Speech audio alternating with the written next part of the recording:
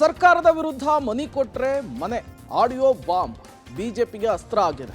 ಸರ್ಕಾರದ ವಿರುದ್ಧ ಬಿಜೆಪಿ ವಾಗ್ದಾಳಿ ನಡೆಸ್ತಾ ಇದೆ. ಸಿಎಂ ಕೆಳಗಿಳಿಸಲು ನಡೀತಾ ಇದೆಯಾ ಸಂಚು? ಸ್ವಾಮೀಜಿಗೆ ಯುವಕರಿಂದ ಕಪಾಳ ಮೋಕ್ಷ ಮಾಡಿದ್ಯಾಕೆ? ಎಲ್ಲದರ ಕಂಪ್ಲೀಟ್ ಡೀಟೇಲ್ಸ್ ಕರ್ನಾಟಕ ಟಾಪ್ 20ಯಲ್ಲಿ. ವಸತಿ ಇಲಾಖೆ ಭ್ರಷ್ಟಾಚಾರ ಪ್ರಕರಣ ಸರ್ಕಾರಕ್ಕೆ ಮೆತ್ತಿಕೊಂಡಿದೆ. ಕಾಂಗ್ರೆಸ್ ಶಾಸಕ BR ಪಾಟೀಲ್ ಆರೋಪಕ್ಕೆ ಸರ್ಕಾರವೇ ಮೌನಕ್ಕೆ ಶರಣಾಗಿದೆ.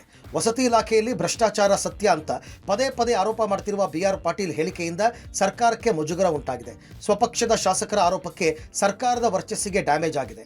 BR ಪಾಟೀಲ್ ಆರೋಪಕ್ಕೆ ಸರ್ಕಾರದ ಮಂತ್ರಿಗಳು, ಶಾಸಕರು ಆಕ್ರೋಶ ವ್ಯಕ್ತಪಡಿಸಿದ್ದು, ಪದೇ ಪದೇ ಪಕ್ಷಕ್ಕೆ ಮುಜುಗರ ಆಗೋ ಹೇಳಿಕೆಯನ್ನು ಕೊಡ್ತಿದ್ದಾರೆ ಅಂತ ಕೆಂಡವಾಗಿದ್ದಾರೆ. ಏನೇ ಇದ್ದರೂ ಸಿಎಂ ಬಳಿ ಹೇಳಬೇಕು, 4 ಗೋಡೆ ಮಧ್ಯೆ ಹೇಳಬೇಕು ಅಂತ ಪಕ್ಷದ ನಾಯಕರು ಅಸಮಾಧಾನ ವ್ಯಕ್ತಪಡಿಸಿದ್ದಾರೆ. ಈ ಹಿನ್ನೆಲೆಯಲ್ಲಿ ಸಿಎಂ ಸಿದ್ದರಾಮಯ್ಯ ಖುದ್ದು ಭೇಟಿಯಾಗುವಂತೆ BR ಪಾಟೀಲ್ಗೆ ಬುಲಾವ್ ಕೊಟ್ಟಿದ್ದಾರೆ. ದೆಹಲಿಯಿಂದ ವಾಪಸ್ಸಾದ ಕೂಡಲೇ ಜೂನ್ 25ಕ್ಕೆ ಭೇಟಿಯಾಗುವಂತೆ ಸಿಎಂ ತಾಕೀತು ಮಾಡಿದ್ದಾರೆ. ನಾನು ರಾಯಚೂರು ಬಪ್ಪ ಅಂತ ಕೇಳಿದ್ದೆ, 25ನೇ ತಾರೀಕು ಬರ್ತೀನಿ ಅಂತ ಹೇಳಿದ. ಪಾಪ 25ಕ್ಕೆ ತಪ್ಪದೆ ಬಂದು ಭೇಟಿ ಆಗುವಂತ ಹೇಳಿದ್ದೀನಿ. ನಾನು ಎಷ್ಟು ಏನು ಹೇಳಬೇಕು ಅದು ಕೇಳಿದ್ದೀನಿ. ಮಿಕ್ಕಿದ್ದು CM ಮತ್ತು ನಮ್ಮ ಪ್ಲಾನಿಂಗ್ ಕಮಿಷನ್ ಚೇರ್ಮನ್, CM ಮತ್ತು ಹೌಸಿಂಗ್ ಮಿನಿಸ್ಟರ್ ಅದಕ್ಕೆ ಉತ್ತರ ಕೊಡ್ತಾರೆ. ಸರ್ಕಾರದ ವಿರುದ್ಧ ಮನಿ ಕೊಟ್ರೆ ಮನೆ ಆಡಿಯೋ ಬೆನ್ನಲ್ಲೇ ಸರ್ಕಾರದ ವಿರುದ್ಧ ವಿಪಕ್ಷಗಳು ಕೆಂಡ ಕಾರ್ತಾ ಇವೆ. ಅಂಗೈ ಹುಣ್ಣಿಗೆ ಕನ್ನಡಿ ಹಿಡಿಯುವ ಅವಶ್ಯಕತೆ ಇಲ್ಲ ಅಂಥೇಳಿ ಬಿಜೆಪಿಯ MLC CT ರವಿ ವ್ಯಂಗ್ಯವಾಡಿದ್ದಾರೆ. ನೈತಿಕ ಹೊಣೆಯನ್ನು ಹೊತ್ತು CM DCM ರಾಜೀನಾಮೆಯನ್ನು ಕೊಡಬೇಕು ಅಂಥೇಳಿ ಸಂಸದ ಜಗದೀಶ್ ಶೆಟ್ಟರ್ ವಾಗ್ದಾಳಿ ನಡೆಸಿದ್ದಾರೆ. ಕಾಂಗ್ರೆಸ್ ಸರ್ಕಾರ ದುಡ್ಡು ಹೊಡೆಯುವ ಸರ್ಕಾರ ಅಂಥೇಳಿ R ಅಶೋಕ್ ಸರ್ಕಾರದ ವಿರುದ್ಧ ಮುಗಿಬಿದ್ದಿದ್ರು. ಕರ್ನಾಟಕದಲ್ಲಿ ಭ್ರಷ್ಟಾಚಾರ ಮುಗಿಲು ಮುಟ್ತಾ ಇದೆ, ನೈತಿಕತೆ ಇದ್ರೆ CM ಸಿದ್ದರಾಮಯ್ಯ ರಾಜೀನಾಮೆ ಕೊಡ್ಲಿ ಅಂಥೇಳಿ ಬಿಜೆಪಿಯ MLC ರವಿಕುಮಾರ್ ವಾಗ್ದಾಳಿಯನ್ನು ನಡೆಸಿದ್ದಾರೆ. ಅಂಗೈ ಹುಣ್ಣಿಗೆ ಕನ್ನಡಿ ಹಿಡಿಬೇಕಾದ ಅವಶ್ಯಕತೆ ಹೇಗಿಲ್ವೋ, ಕಾಂಗ್ರೆಸ್ಗೆ ಮತ್ತು ಕಾಂಗ್ರೆಸ್ನ ಭ್ರಷ್ಟಾಚಾರಕ್ಕೆ ದುರ್ಬೀನ್ ಹಾಕಿ ನೋಡಬೇಕಾದ ಅವಶ್ಯಕತೆ ಇಲ್ಲ. ಭ್ರಷ್ಟಾಚಾರವನ್ನು ಬಿಟ್ಟು ಕಾಂಗ್ರೆಸ್ ಇಲ್ಲ, ಕಾಂಗ್ರೆಸ್ ಅನ್ನು ಬಿಟ್ಟು ಭ್ರಷ್ಟಾಚಾರ ಇಲ್ಲ. ಬಹಳ ದೊಡ್ಡ ಪ್ರಮಾಣದಲ್ಲಿ ಭ್ರಷ್ಟಾಚಾರ ಇದೆ. BR ಪಾಟೀಲ್ರ ಹೇಳಿಕೆ ಅದು ಸಾಕ್ಷಿ. ಅದು ಸರ್ಕಾರ ದಿವಾಳಿ ಆಗಿದೆ, ಆರ್ಥಿಕ ಸ್ಥಿತಿ ಬಹಳ ಚಿಂತಾಜನಕ ಇದೆ, ಅಭಿವೃದ್ಧಿ ಕೆಲಸ ಕಾರ್ಯಗಳು ಯಾವುದೂ ನಡೀತಾ ಇಲ್ಲ. ಕಾಂಗ್ರೆಸ್ ಶಾಸಕರು ಹೇಳ್ತಾರೆ, ನೇರವಾಗಿ ಅವ್ರು ಹೇಳ್ತಾರೆ ಪರ್ಸಲ್ಲಿ, ನಮ್ದು ಯಾವ್ದು ಕೆಲಸ ಆಗ್ತಾ ಇಲ್ರಿ, ಸರ್ಕಾರ ಬಂದ ಮೇಲೆ ನಾವು ಆಕ್ಚುಲಿ ನಾವು ಪಾಪ ಮಾಡಿದ್ದೇವೆ ಅಂತ ಹೇಳ್ತಾರೆ. ಕಾಂಗ್ರೆಸ್ ಸರ್ಕಾರ ದುಡ್ಡು ಹೊಡೆಯುವಂತ ಸರ್ಕಾರ. ಹೌಸಿಂಗ್ ಬೋರ್ಡ್ ಸ್ಲೋಗನ್ ಚೇಂಜ್ ಆಗಿದೆ. ಮೊದಲಿದ್ದು ಬಡವರಿಗಾಗಿ ಮನೆ, ಈಗ ಹೌಸಿಂಗ್ ಬೋರ್ಡ್ ಅಂದ್ರೆ ಕಾಸು ಕೊಟ್ಟವರಿಗೆ ಮನೆ. ಪ್ರತಿ ಮನೆಗೂ ಕೂಡ ಸುಮಾರು 36% ಕಮಿಷನ್ ಹೋಗ್ತದೆ. ಕರ್ನಾಟಕ ರಾಜ್ಯದಲ್ಲಿ ಭ್ರಷ್ಟಾಚಾರ ತಾಂಡವವಾಡ್ತಾ ಇದೆ ಕಾಂಗ್ರೆಸ್ ಸರ್ಕಾರದಲ್ಲಿ. ರಾಜ್ಯದಲ್ಲಿ ಮತ್ತೆ CM ಕುರ್ಚಿ ಕದನ ಜೋರಾಗಿದೆ. ಹೈಕಮಾಂಡ್ ಎಚ್ಚರಿಕೆಯ ಮಧ್ಯೆಯೂ ಮುಂದಿನ CM ಕ್ಯಾಂಪೇನ್ ಆರಂಭವಾಗಿದೆ. CM ಸಿದ್ದರಾಮಯ್ಯ ಆಪ್ತರ ಹೇಳಿಕೆಯ ವಿರುದ್ಧ DK ಆಪ್ತರು ಕೆಂಡಾಮಂಡಲರಾಗಿದ್ದಾರೆ. ಹೀಗಾಗಿ DKC ಆಪ್ತರು ಮುಂದಿನ CM ಕ್ಯಾಂಪೇನ್ ಶುರು ಮಾಡಲಿದ್ದಾರೆ ಎನ್ನಲಾಗ್ತಿದೆ. DKC CM ಆಗಲು ತಪ್ಪಿಸಲು ಯಾರಿಂದಲೂ ಕೂಡ ಸಾಧ್ಯವಿಲ್ಲ. 200% DK ಶಿವಕುಮಾರ್ ಮುಂದಿನ CM ಆಗ್ತಾರೆ ಅಂಥೇಳಿ DK ಆಪ್ತರು ಮಾತನಾಡ್ತಿದ್ದಾರೆ. ಈ ಸಂಬಂಧ ಬಿಜೆಪಿಯ ಉಚ್ಚಾಟಿತ ಶಾಸಕ ಯತ್ನಾಳ್ ಹೊಸ ಬಾಂಬ್ ಹಾಕಿದ್ದಾರೆ. ಸಿದ್ದರಾಮಯ್ಯ ಕೆಳಗಿಳಿಸುವುದಕ್ಕೆ ಸಂಚು ನಡೀತಾ ಇದೆ, ಇದಕ್ಕೆ ದೊಡ್ಡ ಗ್ಯಾಂಗ್ ರೆಡಿಯಾಗಿದೆ. CMಗೆ ಮಾನಸಿಕ ಹಿಂಸೆಯನ್ನು ಕೊಟ್ಟು ರಾಜೀನಾಮೆ ಕೊಡಿಸುವ ತಂತ್ರ ನಡೀತಾ ಇದೆ ಅಂತ ಹೇಳಿದ್ದಾರೆ. ಈ ನಡುವೆ ಮಾಜಿ ಸಚಿವ BC ಪಾಟೀಲ್ ಆದಷ್ಟು ಬೇಗ DKC CM ಆಗಬೇಕು ಅಂತ ಹೇಳಿ ಅಭಿಪ್ರಾಯ ವ್ಯಕ್ತಪಡಿಸಿದ್ದಾರೆ. 6 ತಿಂಗಳು ಸಹ CM ಕುರ್ಚಿಯಲ್ಲಿ ಕೂರೋದಕ್ಕೆ ಸಿದ್ದರಾಮಯ್ಯ ಬಿಡಲ್ಲ. ಬೇಗ ಚುನಾವಣೆ ಬರುತ್ತೆ, DK ಶಿವಕುಮಾರ್ CM ಆಗಬೇಕು ಅಂತ ಪ್ರಾರ್ಥಿಸ್ತೇನೆ ಅಂತ ಹೇಳಿದ್ದಾರೆ.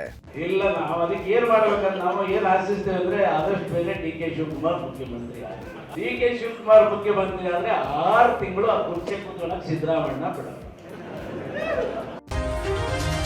ಬೆಳಗಾವಿ ಜಿಲ್ಲೆಯ ಮೂಡ್ಲಗಿ ತಾಲೂಕಿನ ಶಿವಾಪುರ ಗ್ರಾಮದ ಅಡವಿ ಸಿದ್ದೇಶ್ವರ ಮಠದಲ್ಲಿ ಅನಾಚಾರ ಆರೋಪ ಕೇಳಿಬಂದಿದೆ. ಈ ಹಿನ್ನೆಲೆಯಲ್ಲಿ ಮಠಕ್ಕೆ ನುಗ್ಗಿದ ಕೆಲ ಯುವಕರು ನೈತಿಕ ಪೊಲೀಸ್ಗಿರಿ ನಡೆಸಿದ್ದಾರೆ. ಅಡವಿ ಸಿದ್ದರಾಮ ಸ್ವಾಮೀಜಿ ಮೇಲೆ ಹಲ್ಲೆ ಮಾಡಿ ಗ್ರಾಮದ ಯುವಕರು ಎಳೆದಾಡಿದ್ದಾರೆ. ಮಠಕ್ಕೆ ಬಂದಿದ್ದ ಬಾಗಲಕೋಟೆ ಮೂಲದ ಮಹಿಳೆ ಮತ್ತು 15 ವರ್ಷದ ಮಗಳು ರಾತ್ರಿ ಮಠದಲ್ಲೇ ತಂಗಿದ್ರು. ಈ ವೇಳೆ ಮಹಿಳೆ ಜೊತೆಗೆ ಸ್ವಾಮೀಜಿ ಇದ್ದಾರೆ ಅಂತ ಏಕಾಏಕಿ ಮಠಕ್ಕೆ ನುಗ್ಗಿದ ಕೆಲ ಯುವಕರು ಗಲಾಟೆ ನಡೆಸಿದ್ರು. ಇನ್ನು ಯುವಕರು ಬಂದ ವೇಳೆ ಸ್ವಾಮೀಜಿ, ಮಹಿಳೆ ಮತ್ತು 15 ವರ್ಷದ ಬಾಲಕಿ ಒಂದೇ ರೂಮ್ನಲ್ಲಿ ಇದ್ರು ಅಂತ ಯುವಕರು ಆರೋಪಿಸಿದ್ದಾರೆ. ಸ್ವಾಮೀಜಿನ ತಳ್ಳಾಡಿದ ಯುವಕರು ತಾಯಿ ಮತ್ತು ಅಪ್ರಾಪ್ತ ಮಗಳ ಜೊತೆ ಅಸಭ್ಯ ವರ್ತನೆ ಮಾಡಿದ್ದಾರೆ. ಕೆಲ ಯುವಕರು ಬಾಲಕಿಯ ಬಟ್ಟೆ ಹರಿದಿದ್ದಾರೆ. ಈ ವೇಳೆ ರಕ್ಷಣೆಗೆ ನಿಂತ ಸ್ವಾಮೀಜಿಗೆ ಯುವಕರು ಕಪಾಳ ಮೋಕ್ಷ ಮಾಡಿದ್ದಾರೆ. ಬಳಿಕ ಸ್ಥಳಕ್ಕೆ ಬಂದ ಗ್ರಾಮಸ್ಥರು ಮಹಿಳೆ, ಅಪ್ರಾಪ್ತ ಮಗಳು ಮತ್ತು ಅಡವಿ ಸಿದ್ದರಾಮ ಸ್ವಾಮೀಜಿಯನ್ನ ಗ್ರಾಮದಿಂದ ಹೊರಹಾಕಿದ್ರು. ಸ್ಥಳಕ್ಕೆ ಮೂಡಲಗಿ ಪೊಲೀಸರು ಭೇಟಿ ಕೊಟ್ಟು ಪರಿಸ್ಥಿತಿ ತಿಳಿಗೊಳಿಸಿದ್ರು.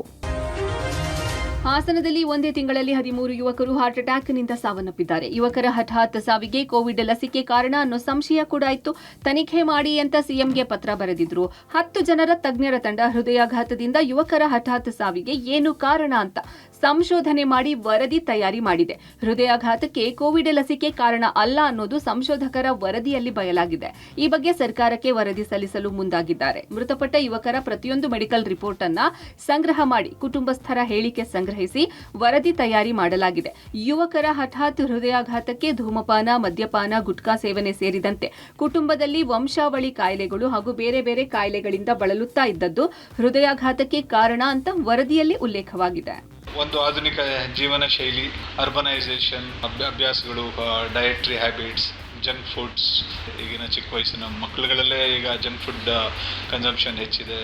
ಮತ್ತು ಹವ್ಯಾಸಗಳು, ಸ್ಮೋಕಿಂಗ್, ಧೂಮಪಾನ ಇರ್ಬೋದು, ಡ್ರಿಂಕಿಂಗ್ ಹ್ಯಾಬಿಟ್ಸ್, ಪ್ಲಸ್ ನಮ್ಮ ಪಲ್ಯೂಷನ್, ಅರ್ಬನೈಸೇಷನ್ ಜೊತೆಗೆ ಪಲ್ಯೂಷನ್ ಜೊತೆಗೆ ಬರುತ್ತೆ.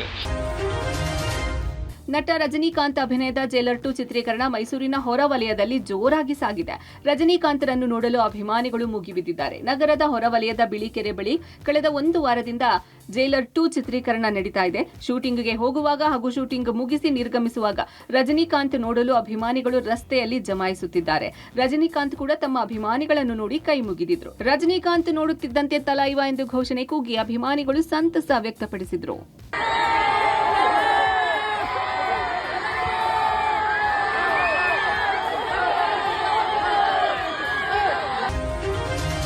ರಾಜ್ಯದಲ್ಲಿ ಮತ್ತೆ ಮುಂಗಾರು ಮಳೆ ಚುರುಕು ಪಡೆದುಕೊಂಡಿದೆ. ಮಹಾರಾಷ್ಟ್ರದ ಘಟ್ಟ ಪ್ರದೇಶದಲ್ಲಿ ನಿರಂತರ ಮಳೆ ಆಗ್ತಾ ಇದ್ದು ಕೃಷ್ಣಾ ನದಿ ನೀರಿನ ಒಳಹರಿವಿನಲ್ಲಿ ಏರಿಕೆ ಆಗ್ತಾ ಇದೆ. ದೂದ್ಗಂಗಾ, ವೇದಗಂಗಾ, ಹಿರಣ್ಯಕೇಶಿ ನದಿ ನೀರಿನ ಪ್ರಮಾಣದಲ್ಲೂ ಭಾರಿ ಏರಿಕೆಯಾಗಿದೆ. ಚಿಕ್ಕೋಡಿ ಉಪವಿಭಾಗ ವ್ಯಾಪ್ತಿಯ 7 ಕೆಳಹಂತದ ಸೇತುವೆಗಳು ಜಲಾವೃತ ಯಥಾಸ್ಥಿತಿ ಮುಂದುವರೆದಿದೆ. ಚಿತ್ರದುರ್ಗ ಜಿಲ್ಲೆಯ ಚಳ್ಳಕೆರೆ ತಾಲೂಕಿನ ವಿವಿಧೆಡೆ ಗಾಳಿ ಸಹಿತ ಮಳೆಯಾಗಿದೆ. ಕೊಡಗು ಜಿಲ್ಲೆಯಲ್ಲಿ ಮತ್ತೆ ಮಳೆ ಬಿರುಸು ಪಡೆದುಕೊಂಡಿದೆ.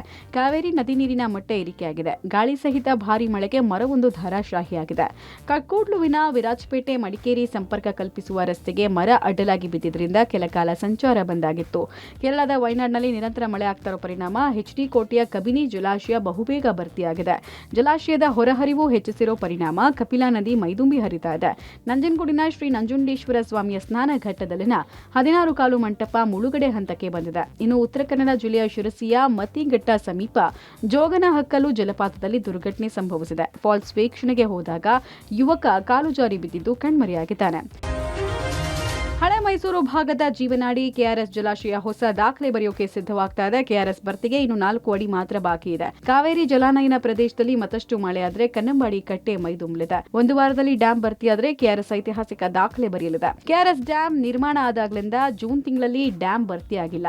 ಇಂದು 120.20 ಅಡಿ ಭರ್ತಿಯಾಗಿದೆ. 1932ರಲ್ಲಿ ಕೆಆರ್ಎಸ್ ಡ್ಯಾಂ ನಿರ್ಮಾಣ ಆಗಿದ್ದು 93 ವರ್ಷಗಳಿಂದ 1 ಬಾರಿಯೂ ಜೂನ್ ತಿಂಗಳಲ್ಲಿ ಭರ್ತಿಯಾಗದ ಡ್ಯಾಂ ಈ ಬಾರಿ ಭರ್ತಿಯತ್ತ ಸಾಗ್ತಾ ಇದೆ. 124.80 ಅಡಿ ಗರಿಷ್ಠ ಮಟ್ಟದ ಕೆಆರ್ಎಸ್ ಡ್ಯಾಂ 120.40 ಅಡಿ ಭರ್ತಿಯಾಗಿದೆ. ಕೆಆರ್ಎಸ್ನ ಗರಿಷ್ಠ ಸಾಮರ್ಥ್ಯ 49.452 ಟಿಎಂಸಿ ಇದ್ದು ಇಂದು 43.297 ಟಿಎಂಸಿ ನೀರು ಸಂಗ್ರಹ ಆಗಿದೆ. ಇನ್ನು 4 ಟಿಎಂಸಿ ನೀರು ಬಂದ್ರೆ ಕೆಆರ್ಎಸ್ ಸಂಪೂರ್ಣ ಭರ್ತಿಯಾಗಲಿದೆ.